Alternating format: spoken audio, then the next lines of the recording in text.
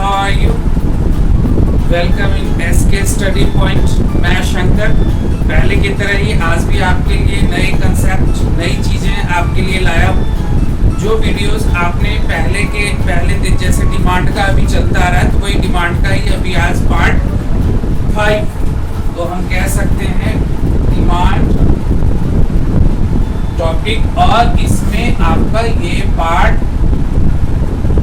5 आज हम लोग करने जा रहे हैं। तो बिल्कुल सीक्वेंस में है, इसलिए आपको फ़ायदा तब है जब आप पूरे जैसे डिमांड की आप वीडियो डिमांड की जो शुरू हुई है वो पार्ट 1 से आप देखना शुरू करो, तो आपको ज़्यादा फ़ायदा होगा, क्योंकि वो ये एक प्रॉपर सीक्वेंस में है आपके सिलेबस यानी CBSE के अकॉर्डिंग।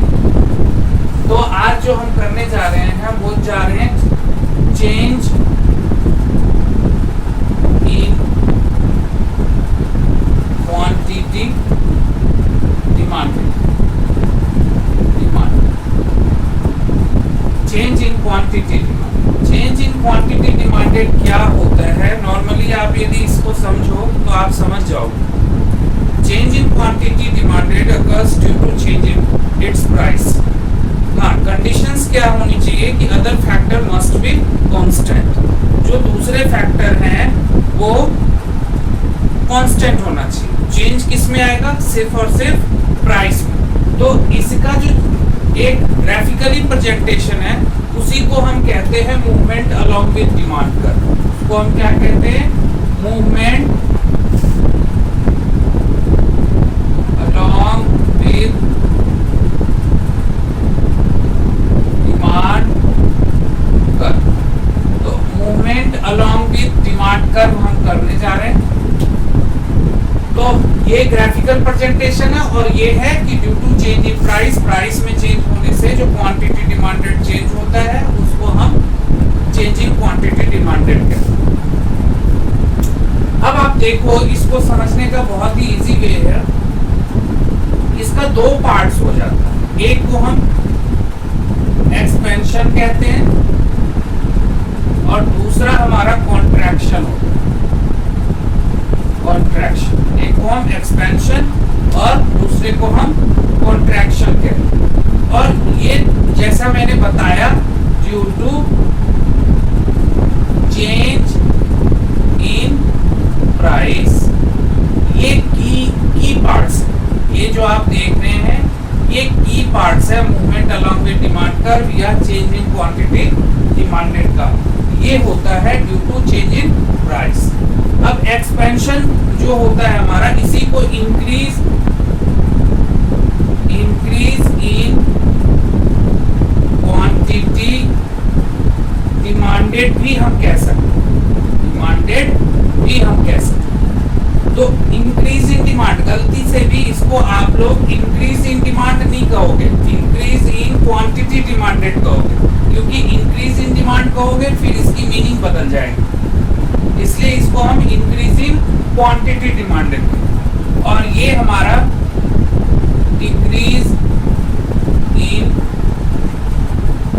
Quantity demanded. ठीक है, यानी इसका हमने कितने नाम देखे? एक तो एक्सपेंशन देखा, और एक्सपेंशन के साथ साथ इंक्रीजिंग क्वांटिटी डिमांडेड और decreasing quantity demanded in the case of contraction.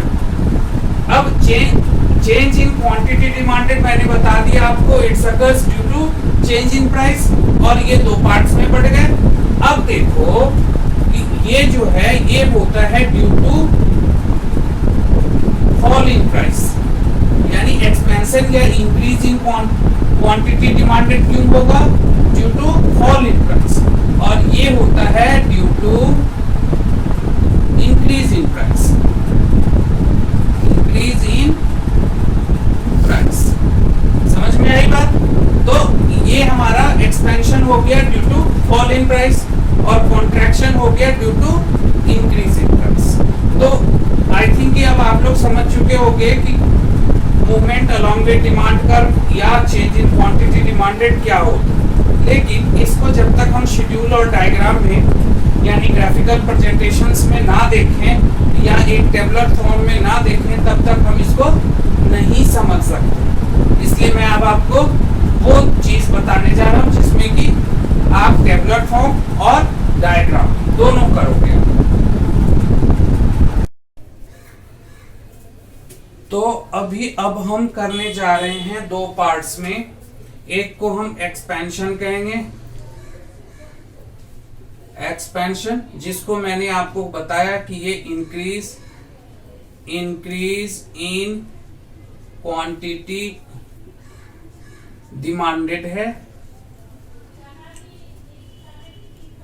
Demanded है और इसके अलावा हम करने जा रहे हैं एक्सपेंशन और कॉन्ट्रैक्शन। तो पहले एक्सपेंशन को हम समझें।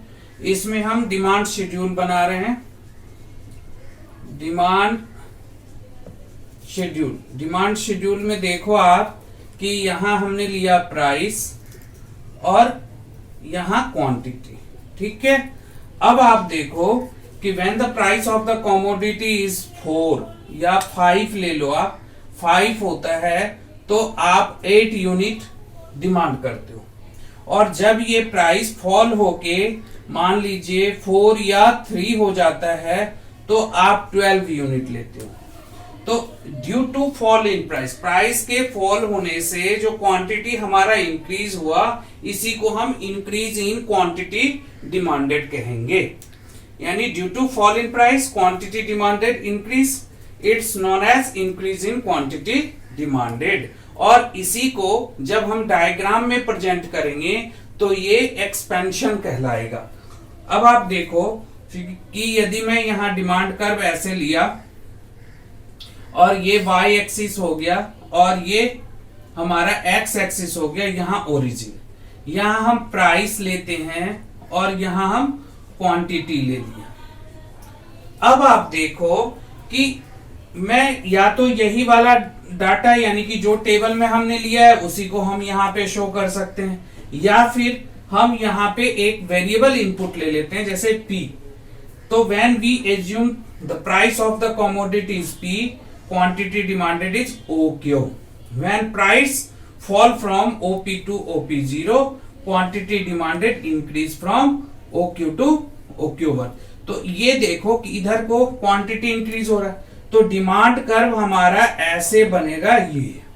तो ये हो गया हमारा D एंड D। अब ये देखिए कि ये पॉइंट मैं A ले लेता हूं और ये B, तो ये इधर की ओर मूव कर रहा है। इसी को हम कहते हैं movement along with demand curve. यानी हमारा डिमांड कर्व दूसरा नहीं बना, बस मूवमेंट हो रहा है। इसको हम कहते हैं राइट वर्ड मूवमेंट। इसको हम क्या कहते हैं? Right word movement. Right word movement, ठीक है। और यही हमारा इसी को हम एक्सपेंशन कहते हैं, एक्सपेंशन, ठीक है। तो ये हमारा एक्सपेंशन हो गया।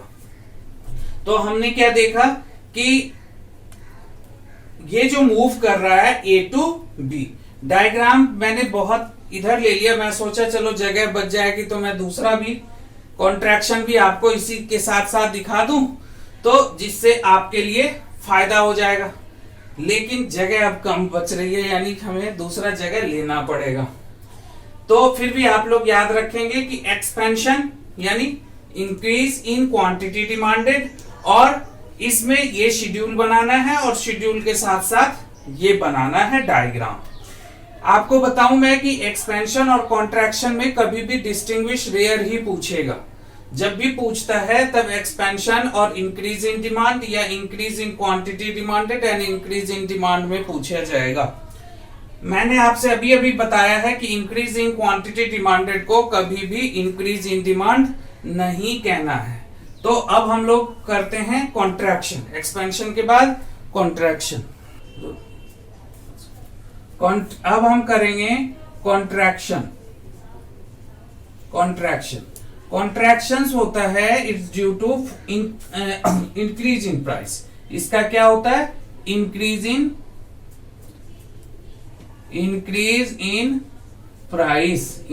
इन प्राइस। और इसी को हम डिक्रीज इन क्वांटिटी डिमांडेड भी कहते हैं। Decrease in quantity demanded.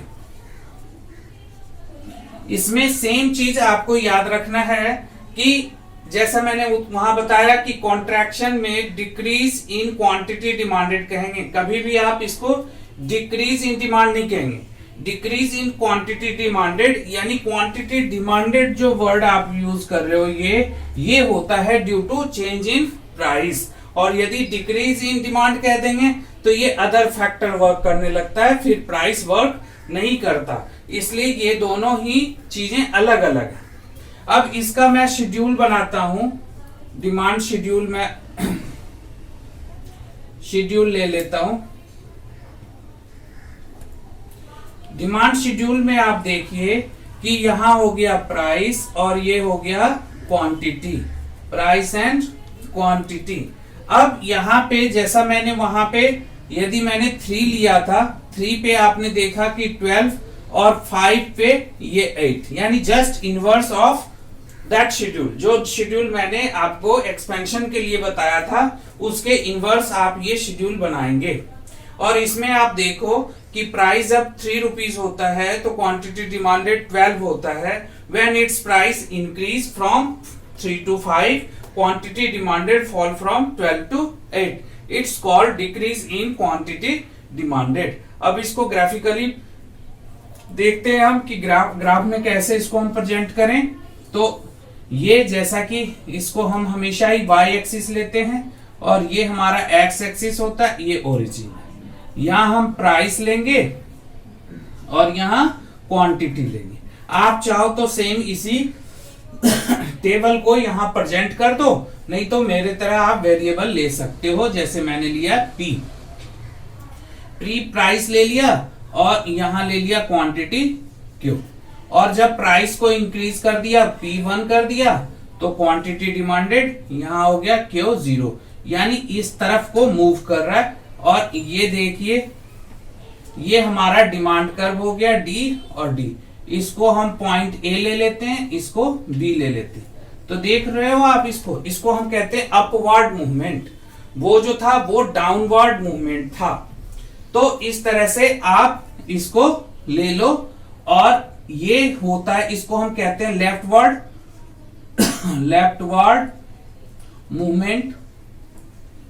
Movement, या इसको हम कहते हैं अपवर्ड